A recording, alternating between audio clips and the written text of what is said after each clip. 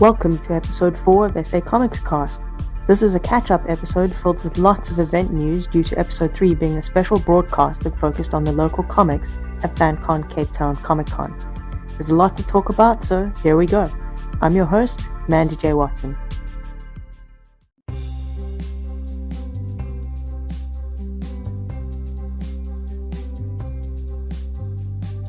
This episode's news highlights begin back in April with the launch of the Ahem Gallery and Observatory, Cape Town, which was so popular that people not on the list weren't allowed into the venue until hours after it opened, due to safety reasons.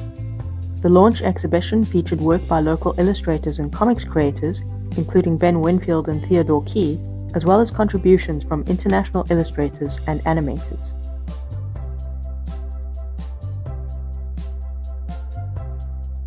Right across the road from the Ahem Gallery opening, Lynton Levengood participated in a live experiment to demonstrate his dragon drawing skills in virtual reality using Tilt Brush during a showcase event organized by Ahem and Sozo Labs.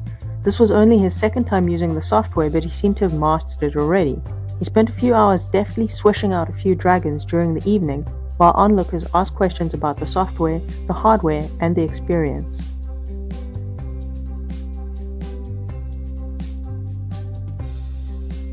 Earlier this year, arts collective Open Art Cape Town expanded from bi-monthly Saturday morning sketch meetups to bi-monthly Thursday evening sketch meetups to make it easier for those people who can't attend the Saturday doodle sessions to participate. The group now usually has one Thursday event to coincide with Art Thursdays in Observatory. All the sketch meetups are open to anyone who wants to attend. Your drawing ability is irrelevant. It's about spending time with like-minded individuals in a comfortable setting, usually the drawing room, a local cafe.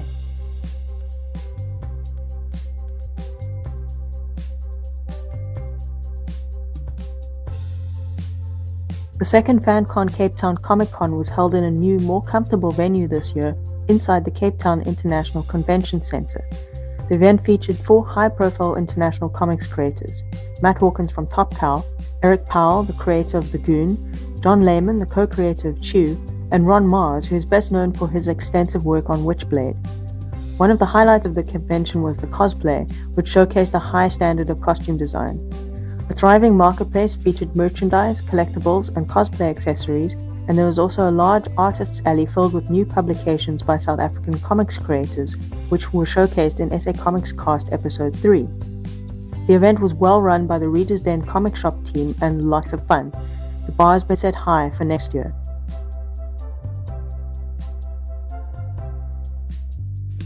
Free Comic Book Day took place the weekend after FanCon, so Cape Townians had a double comics treat.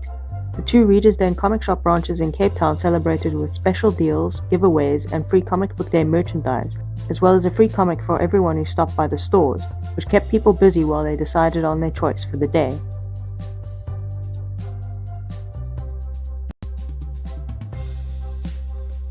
Over in Johannesburg, Central City Comics celebrated Free Comic Book Day with a superhero event to raise money for the SPCA. It featured both a cosplay competition and a kids cosplay competition, as well as a special pets cosplay competition for the furry friends of comics fans.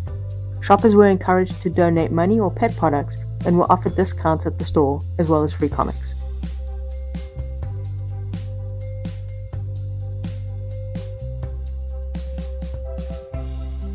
The 3rd of June was Wonder Woman Day internationally to celebrate her 75th anniversary and the release of the new movie. Reader's Den Comic Shop in Cape Town hosted an event offering special discounts on Wonder Woman merchandise and the opportunity to be photographed with Sashi cosplay in her beautiful bombshell Wonder Woman costume, which features lots of impressive detail. If you're interested, you can read about how she made it on her Facebook page.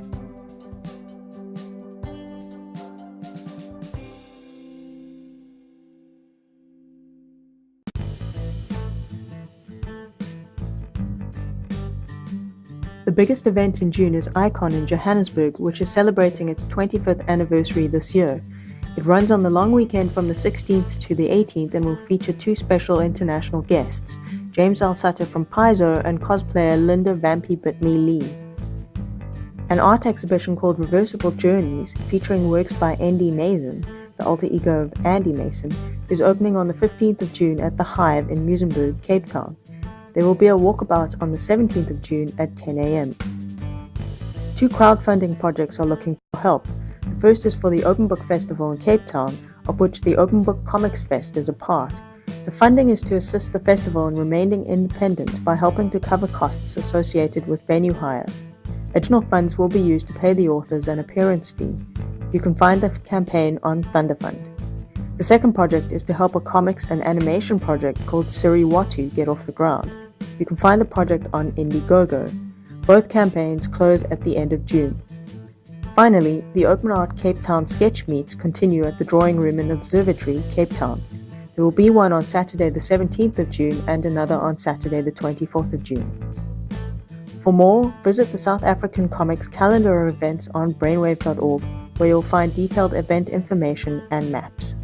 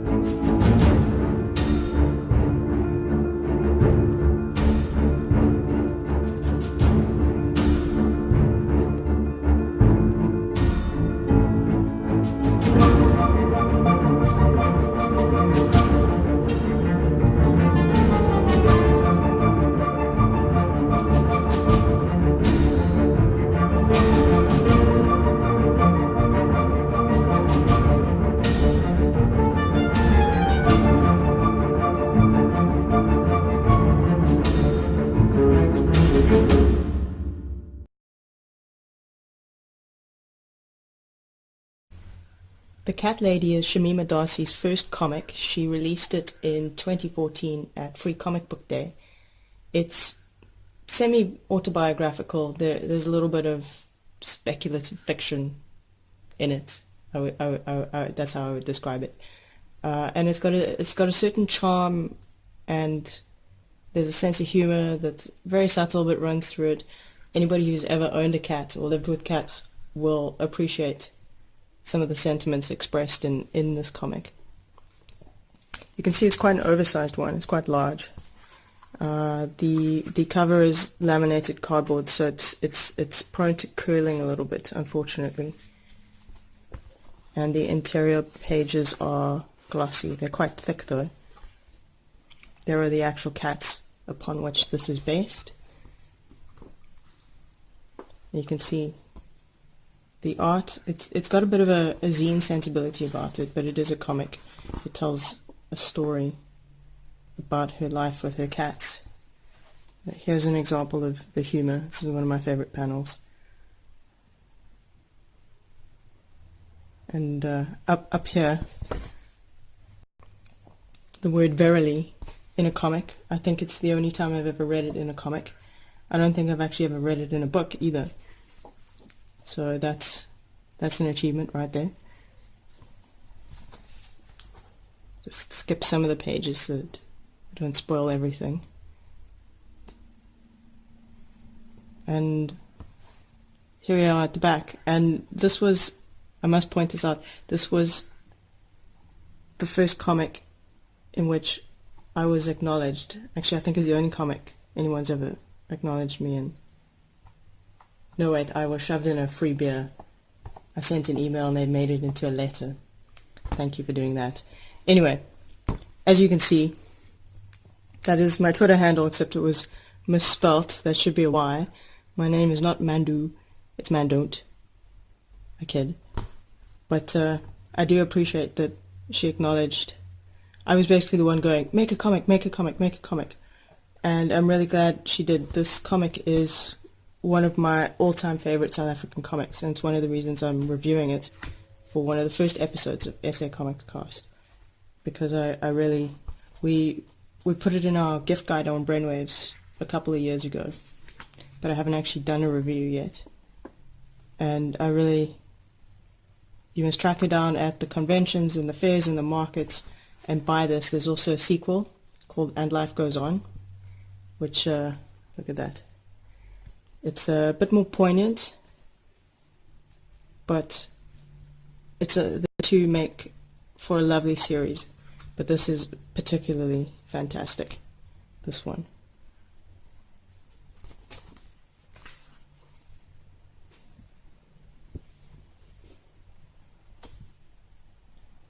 So that's Shameema Dharsey's The Cat Lady. Thanks for watching.